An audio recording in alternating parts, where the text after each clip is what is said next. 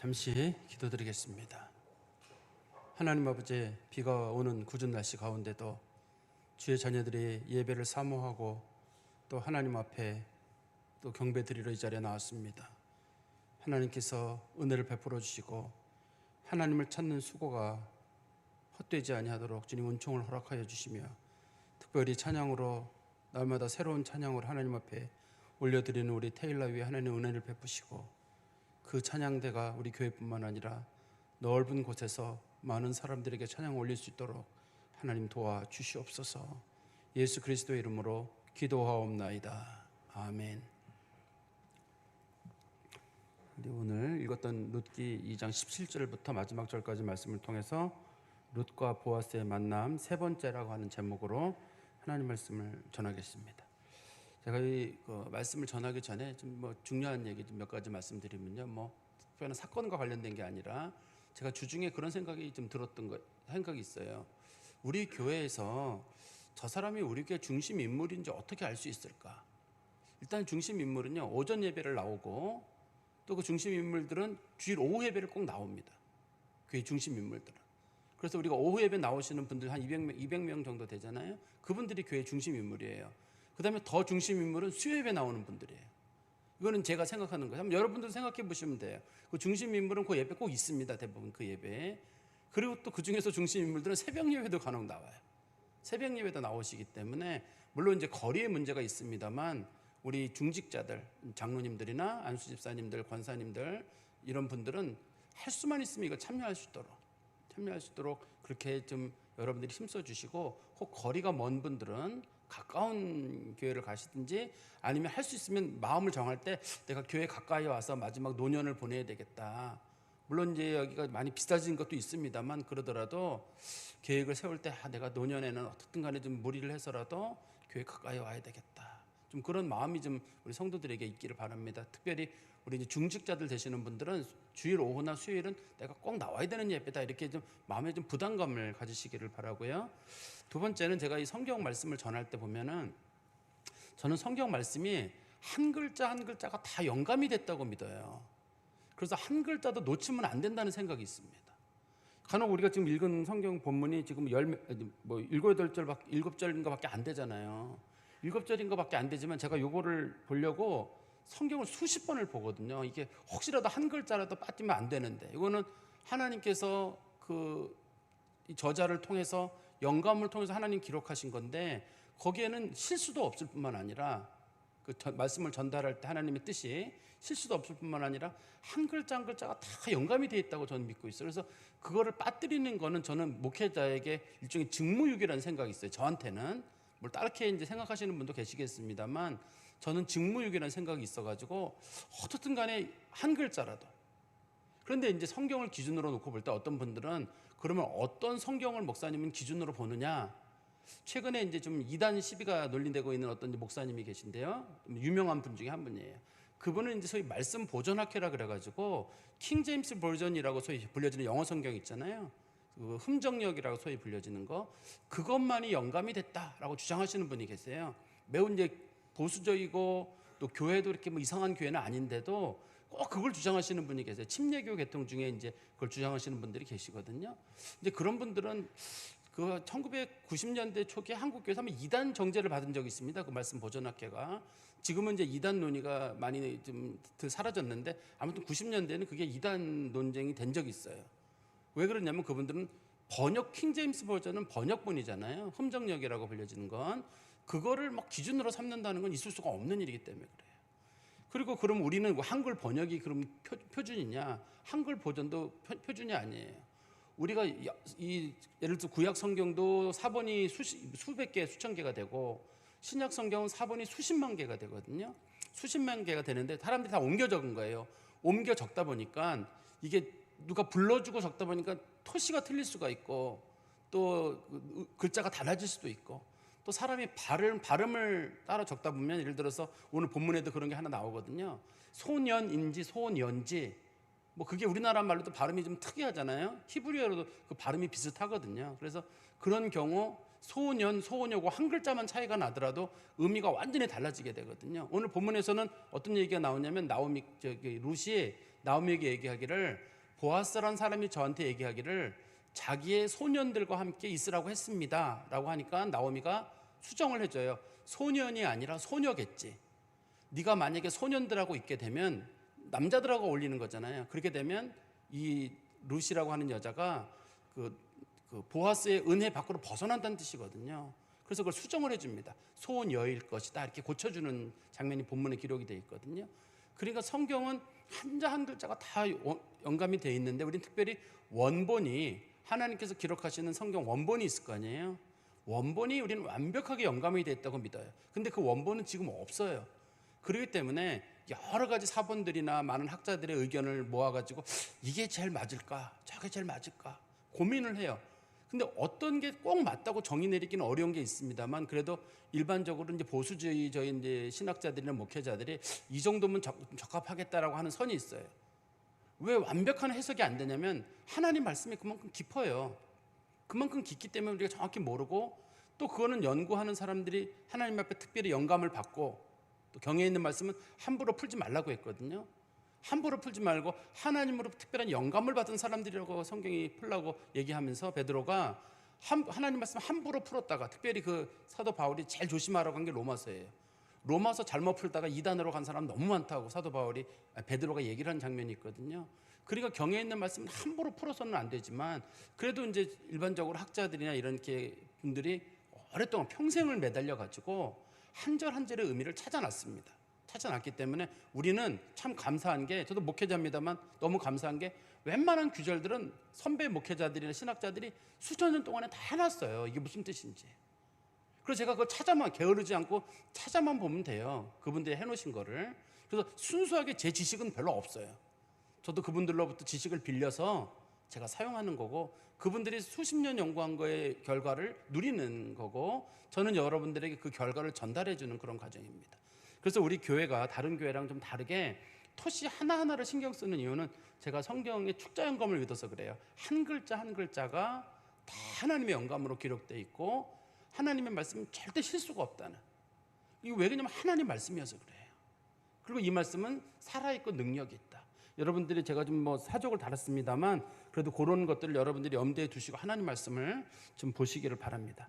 앞에 나왔던 내용을 제가 조금 설명을 드리고 다시 한번 말씀을 전할게요. 앞부분에 어떤 일이 있었냐면, 사사들이 통치하던 시대에 그 이스라엘에, 특별히 이제 성경에서는 그것을 베들레헴이라고 부르는데 큰 흉년이 들었습니다. 그래서 엘리멜렉이라고 하는 사람이 자기 아들 둘과 자기 아내 나오미랑 함께 모압 땅에 가서 생활을 하게 됐어요. 근데 10년어간 사이에 남편 죽고 아들 둘 죽고, 또 그 사이에 또 물론 이제 아들들이 나이가 장성해서 아이들이 결혼까지 했는데 아들도 둘 다 죽고, 그래서 나오미라는 여자가 며느리 둘과 함께 모압에 살고 있다가, 이 가나안 땅에서 이제 하나님께서 은혜를 베푸셔서 그곳에 농작물이 잘 된다는 얘기를 듣고 나서 돌아가야 되겠다. 그렇게 해서 이제 둘째 며느리에게도 부탁을 하고 큰 며느리한테도 얘기를 나눴었는데, 둘째 며느리는 자기 친정집으로 돌아가겠다고 하고, 큰 며느리는 끝까지 시어머니를 따른다고 해서 큰 며느리를 데리고 베들레헴으로 돌아왔습니다. 그때가 성경에는 뭐라고 되어 있냐면 보리벨때라고 되어 있어요. 이게 굉장히 중요한 용어이기 때문에 그래요. 이게 성경에서는 본문에 보면은 보리벨때도 나오고 밀추수까지, 우리 23절에 보세요. 23절에 보시면 두 가지가 나오죠. 이에 룻이 보아스의 소녀들에게 가까이 있어서 보리 추수와 밀 추수를 마치기까지 이삭을 주우며 그의 시어머니 함께 거하니라. 그게 이제 이 기간 동안에 룻이라는 여자가 보아스를 만나는 시간이거든요. 기간이에요, 이게. 보리 추수할 때 왔거든요. 밀 추수할 때랑 보리 추수할 때가 한 달 정도 차이가 나거든요.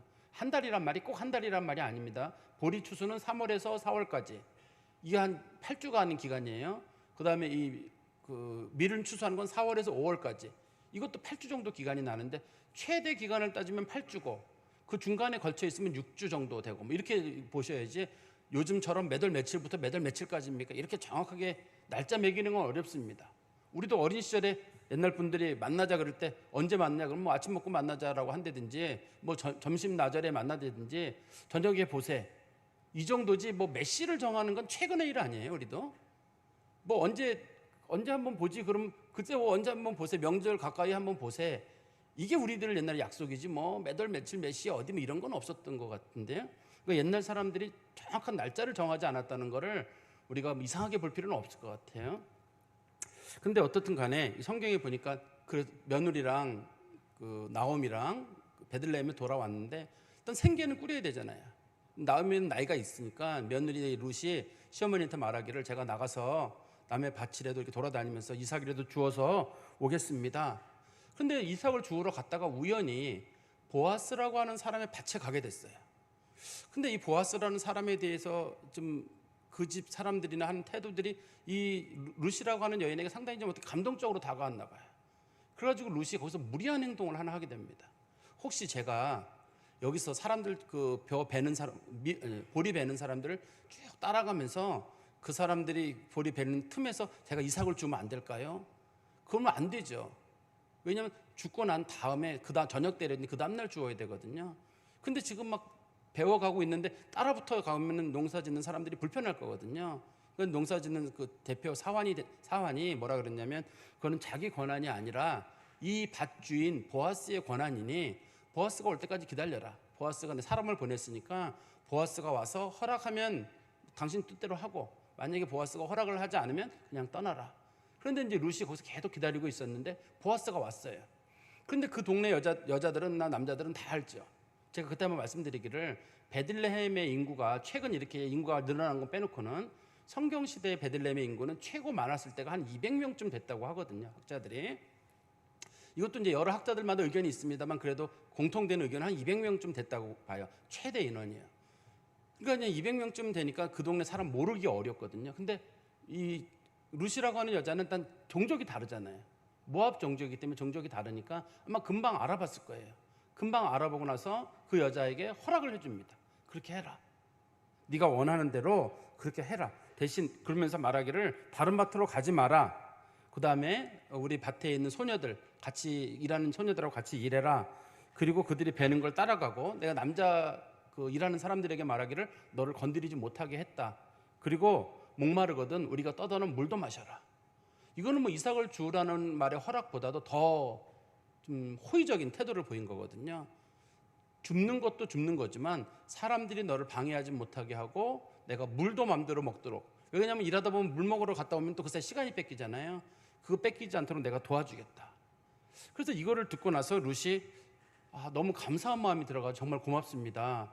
어떻게 저한테 이렇게 큰 은혜를 베풀어 주시나요? 라고 했더니만 보아스가 얘기를 하기를 내가 이렇게 베푸는 데는 그만한 이유가 있다. 네가 너의 시어머니를 잘 섬긴다는 얘기를 내가 들었다. 그래서 내 마음이 움직여서 너한테는 잘해주고 싶다.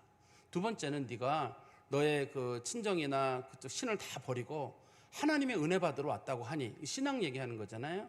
그게 내 마음에 감동이 됐다. 시어머니 잘 섬긴다는 건 인격적인 것 같고 그 다음에 이제 하나님 잘 섬기는 건 이제 신앙적인 거겠죠. 그 두 가지 때문에 내가 너에게 은혜를 베풀고 싶다. 하나님께서도 너한테 은혜를 많이 베풀 것이다. 그리고 이제 보아스가 축복을 하게 됩니다. 그랬더니만 그 룻이 옆에 있다가 어르신 축복하지 마시고 어르신이 저를 도와주면 안 됩니까? 어르신이 저를 도와주시면 훨씬 좋을 텐데요. 그러니까 우리가 그런 경우 제가 지난번에 말씀드렸었는데요. 누가 누구를 도와줬으면 참 좋겠다 그럴 때 그쪽에서 그러지 마시고 본인이 도와주면 안 되나요? 이런 것처럼 룻이 당돌하게 저를 도와주세요. 은혜를 베풀어 주세요. 라고 얘기를 하거든요. 근데 보아스가 그럼 내가 그렇게 하겠다. 그러지 점심하고 저녁 그 사이 참을 먹을 때인데 그때 이제 보아스가 여자들 틈에서 룻이 밥 먹고 있는데 룻을 불러요. 그래가지고 룻에게 얘기하기를 우리 볶은 곡식을 먹고 있는데 이 볶은 곡식이란 말은 우리나라 사람들 우리는 볶은 곡식 그러면 곡식을 후라이팬에 볶는다든지 이런 걸 떠올릴 거 아니에요? 아니면 감아서 뚜껑에 볶는다 이렇게 생각하기 쉬울 텐데 당시에는 지금 논밭에서 일하고 있는 거기 때문에 보리나 이런 것들을 불에다가 그을려 가지고 탁탁 튀는 거 그걸 이제 먹는 거를 볶은 곡식이라고 했다고 하더라고요. 성경에서는요. 이제 그거를 톡톡 튕겨놓은 거를 이제 그 보아스가 룻에게 줬는데 룻이 그걸 배불리 먹고 일부를 남겨놔요. 저 옛날 생각나요. 우리 부모님들이 어디 가서 남의 밭일 가시면 꼭 반찬 빵 같은 걸 남겨오시더라고요. 저도 뭐 맛있는 거 있으면 우리 막내 같은데 주고 싶을 때가 있어요. 아마 그런 마음인지 모르겠는데 시어머니가 생각이 났는지 먹지 않고 일부를 남겨둡니다. 자기는 먹긴 먹었는데 남겨두고 나중에 시어머니에게 갖다 주게 되거든요. 그러니까 며느리가 시어머니에 대한 특별한 생각이 거기에 들어있는 것 같아요. 그리고 나서 그 또 보아스가 얘기하기를 그 곡식단에서 사람들 따라가면서 죽을 뿐만 아니라 내가 아예 얘기를 해놨으니까 사람들이 중간중간에 곡식 묶음을 떨어뜨릴 것이다. 그 곡식 묶음 떨어진 거 그것까지 주워가라. 그래서 이 여자가 곡식 묶은 걸 다 주워가거든요. 성경에 보면 그 양이 오늘 본문에 나오는데 그 한 에바쯤 되었다 이렇게 성경이 설명하고 상당히 많은 양입니다. 근데 오늘 본문에서는 우리가 몇 절은 안 됩니다. 오늘 본문에서는 어떤 얘기가 나오냐면 나오미가 룻으로부터 보아스에 관련된 얘기랑 룻이 들었던 얘기를 쭉 들어보니까 뭔지 알겠는 거예요. 룻은 몰라요. 룻은 이쪽 문화를 모르기 때문에 이게 뭐를 얘기하는지를 몰라요. 지금 보아스가 지금 룻에게 관심이 있는지도 모르고 룻은 지금 왜 음식을 이렇게 가져가도록 해준 건지도 모르겠고 곡식단을 주시는 것도 그냥 고맙긴 한데 왜 저분이 그러시는지를 몰라요. 근데 나오미는 유대인이잖아요. 유대인이니까 이걸 알아요. 그리고 보아스라는 사람도 알아요. 자기네 친척이거든요. 친척인 거 잘 알아요. 시어머니가 아무래도 보아스가 우리 며느리에게 관심이 있는 것 같다.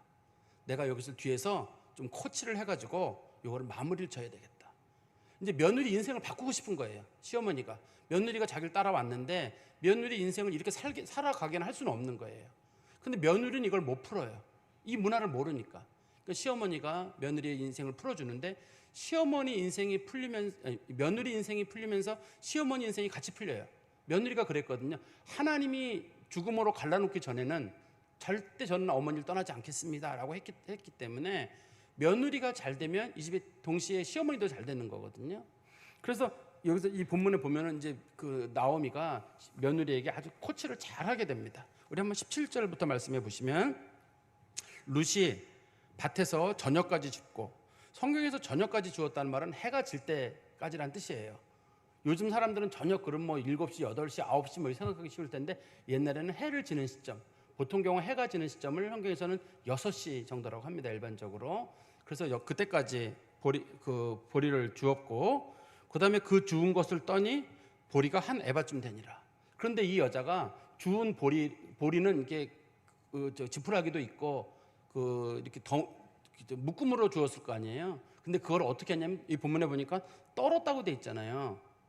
떨었다고 돼 있다는 말은 뭐냐면 넓은 그 돌이나 혹은 넓은 마당 같은 데서 다 털어가지고 그 잡티는 다 날려버리고 좋은 알곡만 가져왔다는 뜻입니다. 그렇다고 해가지고 요즘처럼 탈곡을 했다는 뜻은 아니에요. 이거를 보리 알을 가져갔다는 게 아니라 보리 그 왕겨랑 같이 붙어 있는 그 보리를 같이 가져왔다는 뜻이에요. 그런데 그거를 모아보니까 얼마쯤 됐냐면 한 에바쯤 되었다. 어떤 데서는 이 에바의 양을 정해놨어요. 에바가 어떤 성경책을 보면 에바는 22리터쯤 된다. 22리터 정도 된다고 해놨는데 사실 그거는 어떤 분들이 너무 확정적으로 해놓은 거고 시대마다 에바의 기준이 달라서 에바의 기준이 어디서는 14리터 정도로 돼 있고 어디에는 23리터 정도로 돼 있어서 그 폭이 넓었다고 봐요. 우리나라도 말 기준이 정확하게 정해진 건 아니거든요. 보통의 경우 우리나라는 말 기준이 8kg죠. 한 말 기준이. 맞나요? 8kg가 한 말 기준이에요. 우리나라는요. 그러면 만약에 요거를 단순 숫자 개념으로 해서 에바를 최대 크기로 계산하게 되면 여기 23kg쯤 되니까 키로수로 23kg쯤 되니까 요즘으로 말하면 한 3마일 정도 하루 동안 만에 3마일 정도의 보리를 얻은 거예요. 그러니까 시어머니가 봤을 때 보통 가져온 게 아니잖아요. 이 정도 하면 거부가 되지 않겠어요? 이게 지금 하루 일했으니까 이 사람이 나가서 최소한 6주는 일할 거거든요. 6주는 일할 건데 첫날 나가서 이런 일이 생긴 거잖아요. 첫날 이런 일이 생긴 거니까 야 우리 며느리가 이거 좀 돈 버는 재주가 있는지 아니면 얘가 어디서 이거 훔쳐온 건지 너 이거 어떻게 된 거냐고 시어머니가 물어보지 않겠어요? 우리 한번 보세요. 18절에 보시면 그것을 가지고 성읍에 들어가서 이 성읍이란 말은 지금 이 밭은 베들레헴 밖에 있고 동네는 베들레헴이거든요. 그래서 추수한 것을 베들레헴으로 가져와서 시어머니에게 그 주운 것을 보이고 그가 배불리 먹고 남긴 것을 시어머니에게 드리매. 여기 보니까 자기가 주운 양이 얼만큼인지도 보여주고 자기가 배불리 먹고 남은 건 볶은 곡식이거든요. 그거 맛있는 것 같아요. 그거를 시어머니에게 드리고 그랬더니만 시어머니가 하는 말이 19절에 시어머니가 그에게 이르되 오늘 어디서 주었느냐 어디서 일을 하였느냐 이거 어떻게 이걸 가져왔냐는 거예요. 이렇게 많은 거를 가져올 수는 없어요. 그냥 궁금해가지고 어서 이랬느냐 이런 게 아니라 이거 어떻게 이랬냐. 그 뒤에 보면 나옵니다. 너를 돌본 자에게 복이 있기를 원하노라. 이렇게 많은 곡식을 내가 주울 수 있도록 한 그 사람이 있다 그러면 그 사람이 참 복을 받기를 원한다. 이 말은 다른 말로 하면 누구네 집에서 주었냐 이런 뜻이에요. 지금 이 관심을 룻은 아직까지 당시 배경 문화를 모르기 때문에 룻이 원하는 건 뭐냐면 제 어머니 제가 한 에바를 주었습니다. 이거 보세요. 그리고 제가 먹던 곡식을 가져왔는데 어머니 좀 드세요. 그래서 곡식이 주로 관심사예요. 룻은 곡식이 주로 관심사인데 시어머니는 곡식이 관심사가 아니라 누구네 집에서 이거를 가져왔냐는 게 핵심이에요. 너무나 많은 양을 가져왔는데다가 이게 상식적이지 않기 때문에 시어머니는 이게 누구네 집이냐가 관심거리입니다. 뭐 그렇지 않으면 혹시 며느리가 남의 걸 훔쳤는지 어떻게 했는지 모르잖아요. 그러니까 시어머니는 누구네 집에서 가져왔는지를 그걸 물어보는데요. 룻이 19절입니다. 19절 중간에 보시면 룻이 누구에게 일했는지를 시어머니에게 알게 하여 이르되 오늘 일하게 한 사람은 보아스니이다 하는지라. 그 사람이 이름이 누구냐면 보아스입니다 라고 얘기를 했거든요. 내가 보아스네 집에서 이렇게 많은 걸 주었습니다. 그랬더니만 20절에 나오미가 자기 며느리에게 이르되 그가 여호와께 복받기를 원한다. 그 사람이 정말 선한 일을 한 거. 이거는 보통 사람들이 이렇게 하지 않거든요. 자기네 벼 베는 데에 혹은 자기네 볼이나 밀 베는 데 와가지고 사람들이 막 죽고 그럴 때 그 농사 짓는 사람들은 알아요. 농사 짓는 사람들은 누가 와가지고 막 주워가고 베어가고 굉장히 불편해합니다. 그만큼 땀을 많이 흘려서 하는 일이기 때문에 그러거든요. 그런데 거기 보면 이런 말이 나오죠. 그가 살아있는 자와 죽은 자에게 은혜 베풀기를 그치지 아니하였도다. 살아있는 자는 지금 자기랑 룻을 얘기하는 거, 나오미랑 룻의 남편이었던 말론을 얘기하는 걸 거예요. 그런데 이 본문에서 그가 누구냐는 거예요. 그가 살아있는 자와 죽은 자에게 은혜 베풀기를 그치지 아니하였도다 라고 하는데 우리가 볼 때는 그는 보아스 아닌가요? 보아스가 이게 지금 그 나오미랑 룻에게 먹을 것도 주고 또 죽은 사람들에게 그 죽은 사람들 기억해서 그 가족들이 잘 생활하도록 했으니까 산자는 죽은 사람 모두에게 은혜를 베풀었으니까 이거 보아스다 이렇게 보기 쉬운데 상당수의 분들은 이거를 보아스로 안 보고 하나님으로 봐요. 이 모든 것을 하신 분은 하나님이시다 이렇게 보는 분들도 계세요. 이거를요. 그러니까 여기서 그라는 말이 보아스라는 말로도 우리가 볼 수가 있고 또 한편으로는 어떻든 간에 보아스의 마음을 움직였다든지 룻이 나갔다라든지 우연이든 어떻든 간에 이런 신비로운 과정이 이루어진 건 그건 하나님이 아니냐 이렇게 해서 이거를 하나님으로 보는 경우와 보아스로 보는 경우가 둘 다거든요. 근데 저는 이제 그거를 물론 저는 보아스로 봐요. 제가 보아스로 보는 이유는 그에게 그가 복을 받기를 원한다라고 축복하잖아요. 여기 보면 19절에 보시면 너를 돌본 자에게 복이 있기를 원하노라 할 때 지금 축복을 하고 있기 때문에 보아스에게 축복을 하지 하나님에게 하나님 우리 며느리랑 저를 도와주셔서 감사합니다. 하나님 복 받으세요. 이렇게는 안 할 거 아니에요. 그렇기 때문에 저는 문맥상 봤을 때 이거는 보아스가 맞겠다. 그러나 큰 차원에서는 둘 다 맞죠. 하나님께서 신비한 방법으로 역사하신 건 분명하기 때문에 하나님께서 신비하게 역사하신 거는 우리가 뭐 부인할 수 없습니다. 그래서 둘 다 맞는데 굳이 여기서 그가 누구냐 한다 그러면 보아스라고 보는 게 더 맞을 것 같습니다. 그때 나오미가 20절에 이렇게 말을 합니다. 나오미가 그에게 이르되 그 사람은 우리와 가까우니 우리 기업을 물을 자 중에 하나이니라 하니라. 근데 여기서 중요한 얘기를 하나 톡 던지게 됩니다. 근데 이 말이 무슨 뜻인지는 룻은 몰라요. 시어머니는 알아요. 기업 물을 자라고 하는 게 이스라엘에 있는 전통이거든요. 이스라엘에만 있는 전통이에요. 이스라엘에만 있는 전통인데 그 사람이 우리 집에 기업 물을 자 중에 하나다. 기업 물을 자라는 말의 뜻은 원래 가까운 친척 그런 뜻은 아닙니다. 원래 뜻이 법적으로 이 사람을 무조건 도와야 되는 사람이라는 뜻이에요. 그런데 여기서 어떻게 돕느냐? 돕는 방법은 두 가지입니다.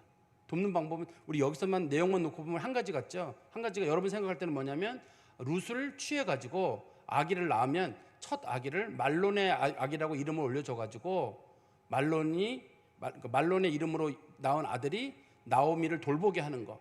그게 이제 보통의 경우 기업 물을 자가 하는 거. 소위 우리가 이제 형사 취수제라고 소위 부르는 거. 어떤 분들은 그걸 이제 계대 결혼이라고 부르는데 계대 결혼이라는 말은 아닙니다. 엄밀하게는 그거를 이제 수혼제라고 부르나 그래요. 형수 숫자에다가 결혼 혼자를 붙여가지고 수혼제라고 일반적으로 부르는데 그냥 우리나라 말로 편하게 번역을 하면 형사취수제가 맞을 거예요. 형이 죽으면 동생이 형수님을 취해가지고 근데 우리나라 고구려 시대 때 있던 형사취수제랑은 좀 다릅니다. 거기는 주로 이제 결혼이 주 목적인데 여기서는 그 형이나 누가 죽었을 때 그 형수랑 결혼을 해가지고 아이를 낳으면 형수랑 나랑은 생활이 분리됩니다. 그 형수는 그 아이를 키우게 되고 그 아이는 형의 대를 이은 거로 이렇게 하는 거예요. 그래서 이 본문에서는 만약에 보아스가 룻이랑 결혼을 하게 되면 첫 번째 애는 보아스랑 룻 사이에서 낳지만 이 집 애가 아니에요. 말론의 애예요. 말론의 애고 그 애는 누구를 돌보게 됐냐면 나오미를 돌보도록 그렇게 하는 제도예요.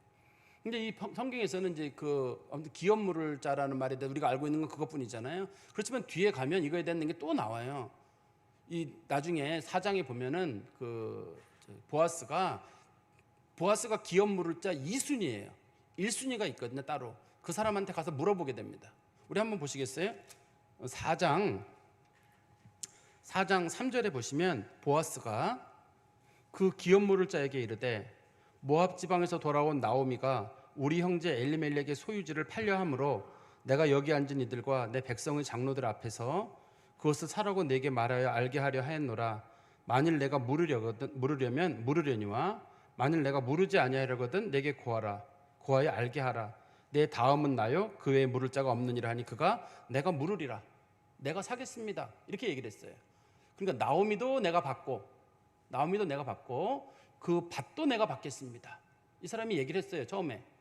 그런데 이 사람의 얘기 속에는 음흉한 수가 들어있어요. 나오미는 나이가 많은 여자예요. 어떤 성적 관계를 가질 수가 없어요, 특별히. 두 번째는 아기를 못 낳는 여자예요. 나이가 많기 때문에 이 사람은. 그래서 이 사람 관계에서는 무슨 책임을 져거나 자기가 재산적 손해를 볼 게 없어요. 단지 그러면 나오미를 자기가 취하는 경우에 엘리멜렉의 밭을 자기가 소유할 수 있게 돼요. 그러면 엘리멜렉에 속한 모든 재산은 그 기업물을 자에게 넘어가게 되고 자기는 그냥 나오미를 거두어서 밥만 먹이고 지내면 되거든요. 이 부분에 있어. 그 사람이 그래서 내가 물으겠습니다. 제가 받겠습니다. 이렇게 했거든요. 그랬더니만 또 한 가지를 부탁을 하게 되죠. 우리 5절에 보세요. 그렇다면 보아스가 내가 나오미의 손에서 그 밭을 사는 날에 밭을 사는 것도 한 가지 일이지만 그 죽은 자의 아내 모압 여인 룻에게서 사서 그 죽은 자의 기업을 그의 이름으로 세워야 할지니라. 이거 어떻게 되냐면 네가 밭을 만약에 지금 이 보아스네 집이 이제 기업물을 자가 어느 사람에게서 이제 밭을 하나 사게 됐는데 밭값이 1,000,000원이에요. 1,000,000원을 주고 이제 밭을 사야 된단 말이에요. 그러면 내가 돈을 줘서 그 밭을 사요. 이 사람이 오랫동안 어디 갔다 오면 이 밭이 다른 사람에게 팔리는 경우가 있거든요. 그러니까 그 밭을 내가 사요. 사가지고 누구한테 주냐면 그 아기를 낳은 사람이 있을 거 아니에요. 그 룻이 아기를 낳을 거 아니에요. 그러면 룻이 낳은 아기한테 그 밭을 줘요. 그러면 그 밭을 가지고 누가 먹고 사냐면 나오미가 먹고 살게 돼요. 나는 순수하게 1,000,000원을 날리게 되는 거예요. 근데 성경에서는 손해보라고 돼 있거든요. 가까운 친척들이 꼭 손해를 봐서 그 사람이 만약에 밭을 잃었거든 밭을 사줘라. 그게 기업 물을 자의 기준이에요. 기업 물을 자란 말이 여러 개 있는데 제가 좀 이따 설명드릴 텐데요. 기업 물은다는 게 한 가지만 있는 게 아닙니다. 여러 가지가 있는데 이 본문에서는 만약에 룻을 취하는 경우 룻과 사이에서 아기를 낳잖아요. 그럼 그 룻을 취하는 건 좋다고 쳐요. 근데 아기를 낳게 되면 그 아기는 말론의 아기예요. 그리고 그럼 그 말론의 아기가 무슨 밭에 대한 상속권을 갖게 되냐면 나오미 밭에 대한 상속권을 갖게 돼요. 그러면 자기가 산 밭을 나오미하고 살게 되는 그 자기랑 그 룻 사이에서 나오는 그 아기한테 줘야 돼요. 그러면 자기는 순수하게 돈 1,000,000원을 날리게 되는 거거든요. 그러니까 이 사람이 나 안 하겠다 이렇게 얘기를 하게 돼요. 내가 손해보는 일은 하고 싶지 않다. 처음에 나오미만 하나 취하고 반만 사라 그랬더만 하겠다 그랬다가 자기가 손해보니까 안 한다고 했거든요. 그러면 성경에 보면은 이 소위 기업물을 자는 꼭 물론 이제 제 가깝기에는 기업물을 자는 원칙적으로는 형제가 첫 번째예요. 형제가 있고 그다음에 삼촌, 사촌 이런 식으로 순서를 쭉 따라가고 없으면 제일 먼 친척까지 쫓아가게 돼 있는데 이 본문에서는 기업물을 자가 2명밖에 없다고 돼 있어요. 그 보아스랑 어떤 사람 하나, 2사람밖에 없다고 돼 있거든요. 그러면 기업 물은다는 말이 어떤 뜻인지 제가 성경에 하나 설명드리면 첫 번째가 우리가 흔히 알고 있는 형사 취수 제도예요. 형이 죽으면 동생이 형수를 취해가지고 형수님이 외롭지 않도록 형수님하고 같이 지내는 날도 있고 그다음에 아기를 낳게 되면 그 아기는 내 아기가 아니라 형의 아기예요. 형의 아기이기 때문에 그 아기는 내가 이름을 짓는 게 아니라 형이나 형수가 짓고 싶었던 이름이 있으면 그 애로 이름을 져주고, 족보에서도 우리가 내가 봐서 양자를 보내듯이 형네 집으로 양자를 보내줘야 되고, 형 재산은 그 아이에게 상속이 돼요. 나한테 상속되는 게 아니라. 그게 첫 번째 형사, 우리 알고 있는 그 소위 기업 모를 자의 기준이고, 두 번째는 좀 제가 시간이 없어서 제가 좀 설명을 드리겠습니다. 두 번째는 레위기 25장 47절에서 55절에 보면 어떤 게 있냐면, 어떤 사람이 생활이 어려워가지고 종으로 팔리는 경우가 있어요. 유대인은 유대인을 종으로 살 수가 없습니다. 원칙적으로 살 수 없는데, 유대인이 이방인을 종으로 살 수가 있어요. 그렇지만 또 유대인이 이방인에게 종으로 팔리는 경우가 있어요. 근데 종으로 팔리게 된다는 얘기는 이미 밭이랑 집은 다 팔린 상태에서 몸까지 팔리는 경우거든요. 혼자 팔리는 게 아니라 가족들이 다 팔리는 거란 말이에요. 그러면 이거는 기업 물을 자, 가까운 친척이 있는 사람들이 그 사람을 돈 주고 사와야 돼요. 무조건 사와야 돼요. 안 사오게 되면 그 사람은 사회에서 매장을 시키게 돼 있어요. 성경에서는 그 사람을 신발 벗은 자라고 부르거든요. 소위 침 뱉은 자라고도 부르는 그런 사람들은 사회에서 저건 인간도 아니야, 이런 식으로 사회에서 얘기를 하기 때문에 누군가 종으로 팔리게 되면 그 종으로 된 사람을 사야 돼요.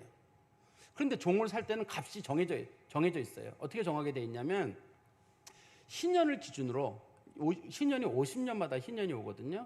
50년마다 희년이 오는데, 만약에 올해가 희년이 지난 지 1년 차예요.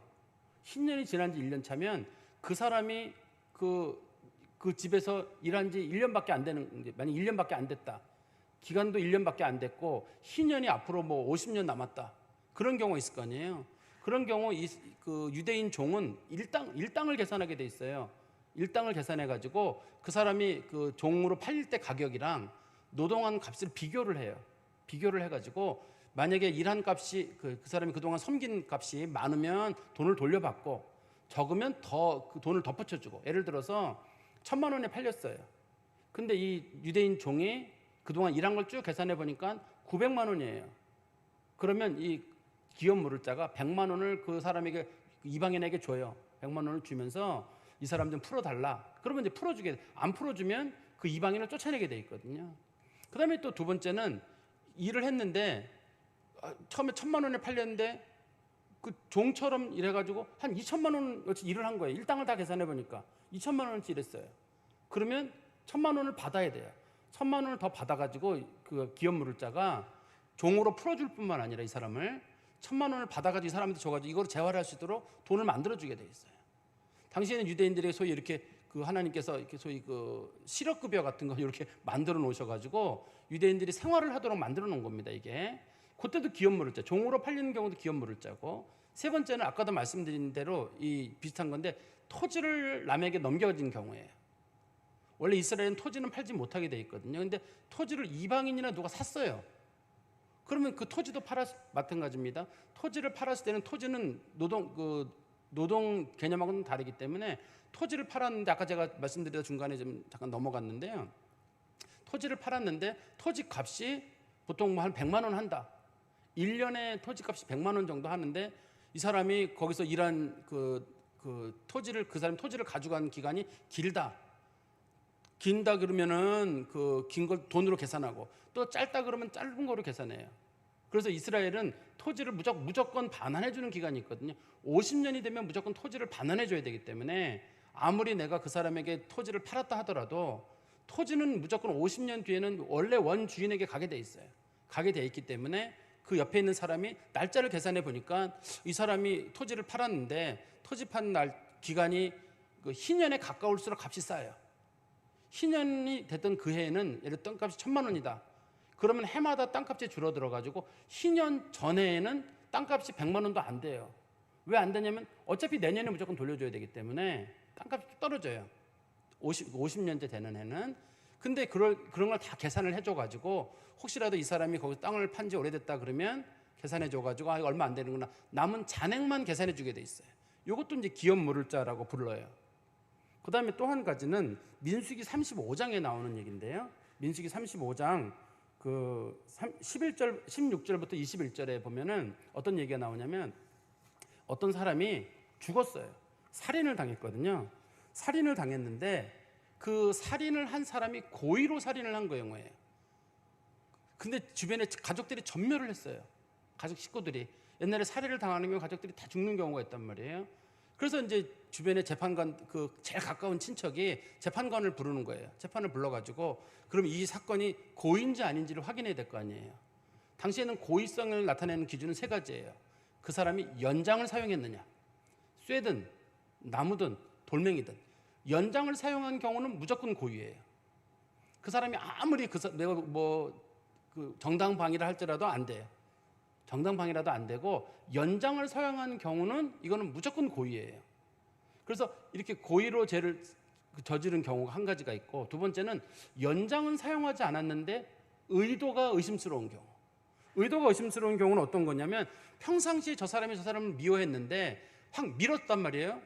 근데 이제 재판 가가지고 제가 이번에 연장 안 썼습니다, 밀기만 했습니다라고 했는데 우연히 밀었어야 했는데 둘이 원래 사이가 안 좋았어요. 그러면 이 사람이 고의성이에요. 또 어떤 경우가 있냐면 누가 봐도 저 사람이 덫을 만들었거나 기회를 봐가지고 잡은 경우, 아주 정말 우연한 경우가 아니라 저 사람이 좋은 타이밍을 봐가지고 아무도 없을 것 같은 그런 순간에 딱 한 경우 있잖아요. 그게 고의성을 띠고 있거든요.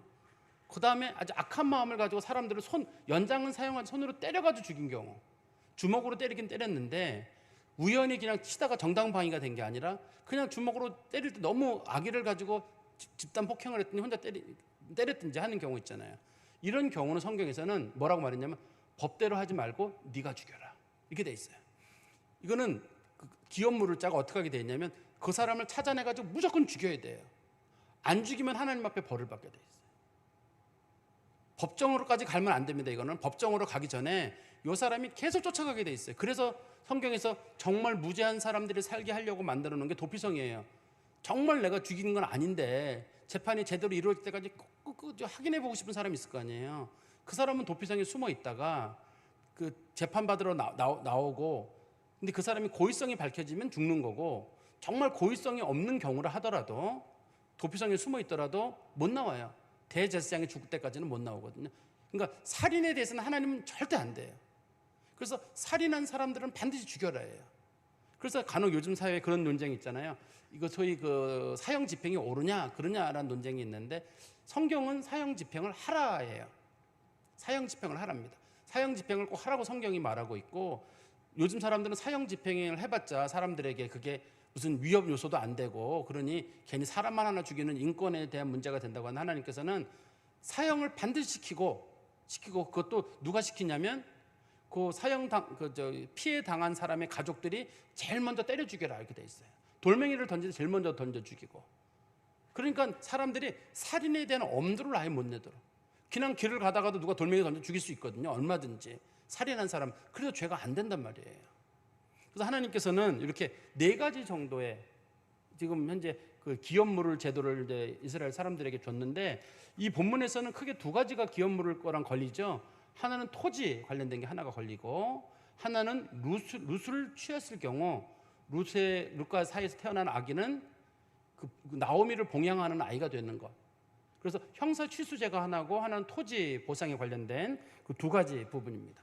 그런데 우리 룻기에서는 원래 기업물을 자가 이것을 받아들이지 않는 이유는 자기가 욕을 먹더라도 나는 경제적인 손실을 안 보겠다는 거예요.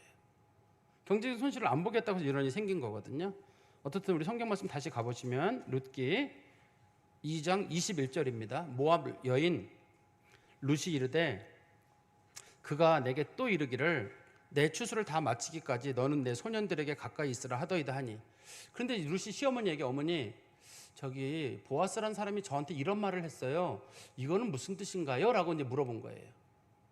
자기가 어머니 얘기를 들어보니까 이스라엘에 특별한 어떤 문화가 있는 것 같은데, 근데 자기가 이스라엘의 문화를 이해하지 못하는 게 하나가 있거든요. 그래서 물어본 거예요. 뭐라고 물어봤냐면 다시 21절입니다.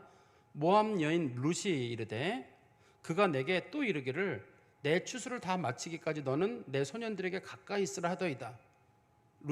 보아스가 말하기를 추수할 때까지 다른 밭에 가지 말고 내 밭에서 가까이서 일을 해라, 이렇게 얘기를 했다는 거예요. 소년들하고 함께.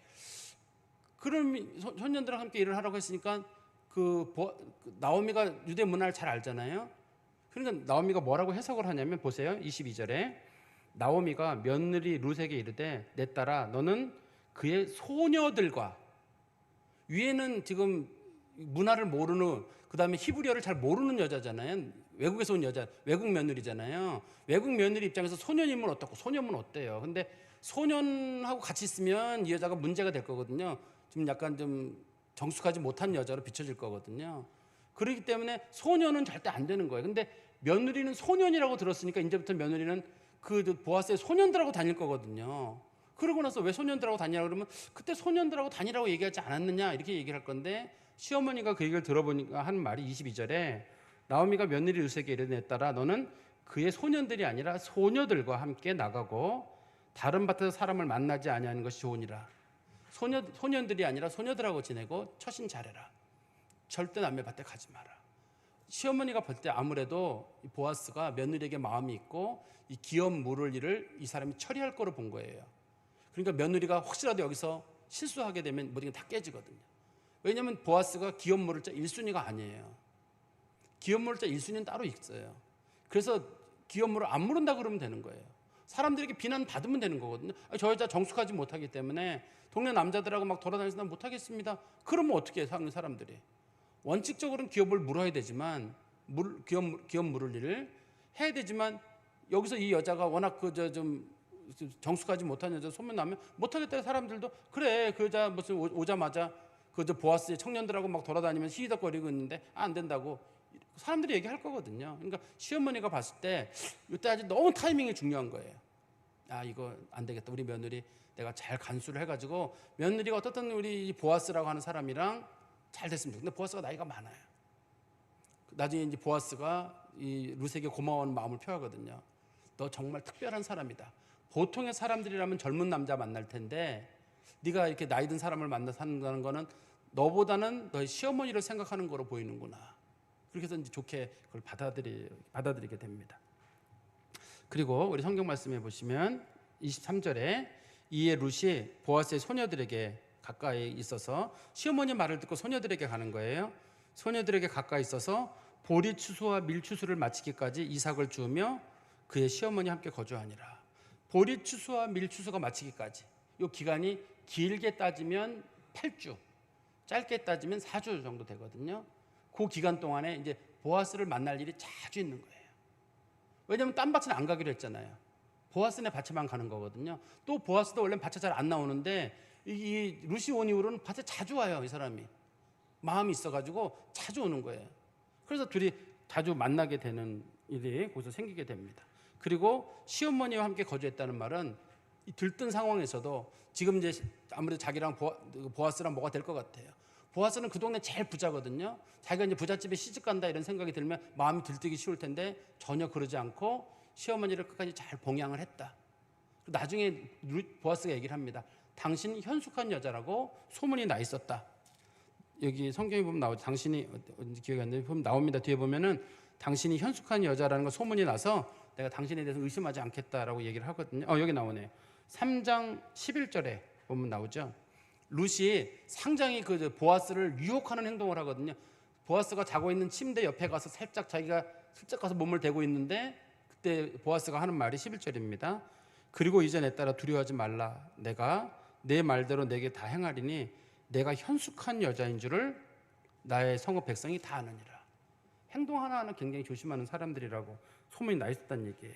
제 말씀의 결론을 맺으면 하나님이 일을 하시는데 나오미랑 룻의 특별한 사랑을 이용하시는 것 같아요. 시어머니도 며느리를 최대한 배려를 하는 것 같아요. 시어머니도 이제 사실 며느리 떠나면 자기도 할 일 생활이 어렵거든요. 근데 어떻게 하면 우리 며느리가 잘 될 수 있을까? 며느리 도와주려고 하고 또 며느리도 시어머니에게 좋은 거 갖다 주려고 굉장히 노력을 하는 모습이에요. 이거 사실 우리나라에도 있던 문화거든요, 과거에. 근데 요즘은 거의 어려워진 상황이 됐습니다만 하나님이 그걸 이용하신 거예요. 만약에 보아스가 룻이 나가서 본 다음에 너 어디 갔다 왔니? 그러면 어머니 물어보지 마세요. 개인 사생활인데 이미 뭘 그런 걸 저 성인입니다. 물어보지 마세요. 또 뭐 입에 검은 거 묻은 거 뭐냐 할 때만 뭐 먹고 왔는데 물어보지 마세요. 제가 맛있는 거 저 혼자 먹으면 되지 어머니 왜 신경 쓰세요? 그 집에 바깥에서 혼자 다 먹고 맛있는 구운 곡식 먹고 들어와 버리면 누가 뭐라 그러겠어요. 또 무슨 일이니? 오늘 피곤해서 어머니 저 말하고 싶지 않아요. 피곤하다고 말 안 한다는데 어떡할 거예요? 하루 종일 일했는데 어차피. 근데 궁금해하는 어머니에게 다 얘기를 하는 거잖아요. 어머니 이런 일이 있었고요. 이런 일이 있었고요. 내가 오늘 음식을 먹었는데 이게 너무 맛있어가지고 어머니 주려고 좀 싸왔어요. 그 얘기를 하니까 시어머니도 우리 며느리가 어떻든 나 때문에 묶이지는 않고 잘 갔으면 좋겠는데.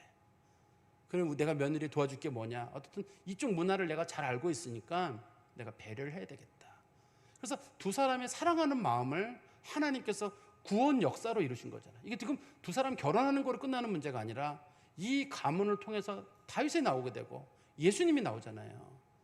이 가문을 통해서 이 가문을 통해서 다윗이라고 하는 성경 이스라엘 사람들이 가장 좋아하는 그 인물이 나오게 되고 이 가문을 통해서 예수님이 나온다는 거는 하나님께서 이 사람들의 사랑을 아주 귀하게 사용하셨다는 거거든요. 그래서 우리도 하나님의 역사를 이루는 데는 조금 요즘 시대랑은 역행하는지 모르겠습니다만 어른들 잘 모시는 거, 또 어른들도 젊은 사람들 잘 배려하는 것도 거기 들어있을 것 같아요. 또 한 가지는 오늘날은 기업 물은다는 그런 책임을 누군가에게 묻기가 어려워요. 누가 어떤 어려움에 처했을 때 누가 책임을 져야 되나요? 만약에 누가 경제적으로 어렵다. 우린 생각하기를 그 집 뭐 형제들이 책임져야지. 근데 요즘 형제들이 책임지나요? 뭐 친척들이 책임져야지. 또 친척들이 책임지나요? 우리 사회에도 과거에는 일가 친척들이 책임을 졌어요. 누가 어려움이 있으면 일가 친척들이 책임을 지고 동네 사람들이 십시일반 해가지고 좀씩 나눠서 이렇게 책임을 졌거든요. 지금 책임지지 않아요. 지금은 누가 책임졌느냐? 우리의 책임이라고 저는 생각이 들어요. 선한 사마리아 사람이 칭찬받는 이유는 강도 만난 사람을 그냥 지나가지 않았기 때문이에요. 이 어려움에 처한 사람은 꼭 강도 만난 사람이거든요. 강도 만난 사람에게는 누가 필요하냐면 도와주는 사람이 필요해요. 그냥 그게 내일이라고 생각하고 책임을 지는 거예요.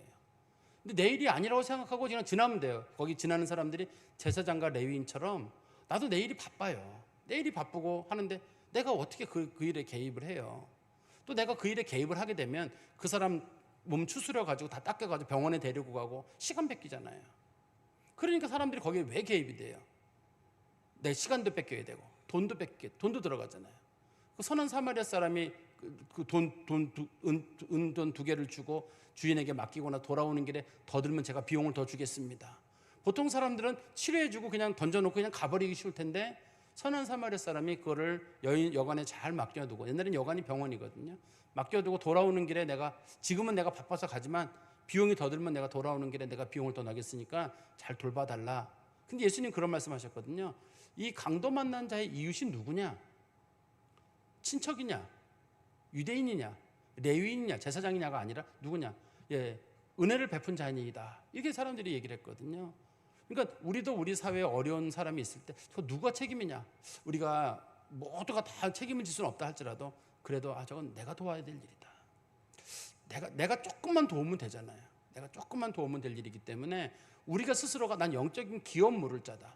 누가 억울한 일 있으면 같이 얘기도 들어주고, 누가 좀 경제적으로 어렵다 그러면 같이 좀 생각하고, 누구네 가정에 아이들이 안 생기고 또 결혼 문제가 있다 그러면 같이 괴로워하고, 소위 기업 물을 자의 문화가 요즘도 전 그대로 있다고 생각하거든요. 어려운 사람들이 누군가 책임을 져야 될 일이 있을 때 우리가 같이 그 일에 개입을 하는, 그래서 하나님의 거룩한 일을 이루기를 간절히 소망합니다. 기도하겠습니다. 하나님 아버지, 저희들이 오늘 하나님 말씀을 통해서 지혜를 얻게 하신 것 감사합니다. 그저 되는 일 같아도 그 속에는 다 하나님의 섭리가 들어있고 사람들의 선한 마음과 사랑하는 마음들을 하나님께서 묘하게 사용하셔서 거룩한 뜻을 이루시는 걸 보면서 우리도 서로 분쟁하거나 다투기보다는 서로 사랑하고 서로 배려하는 마음으로 하나님의 뜻을 이루는 일이 우리 가운데 필요하다고 믿습니다. 우리 주변에 어려움 당하는 사람이 없는지, 혹 외로운 사람이 없는지, 우리가 도와야 될 사람이 없는지 잘 돌아보게 하시고 그 일을 적극 저희들이 기업 물을 자의 마음으로 감당하게 하여 주시옵소서. 예수 그리스도의 이름으로 기도하옵나이다. 아멘.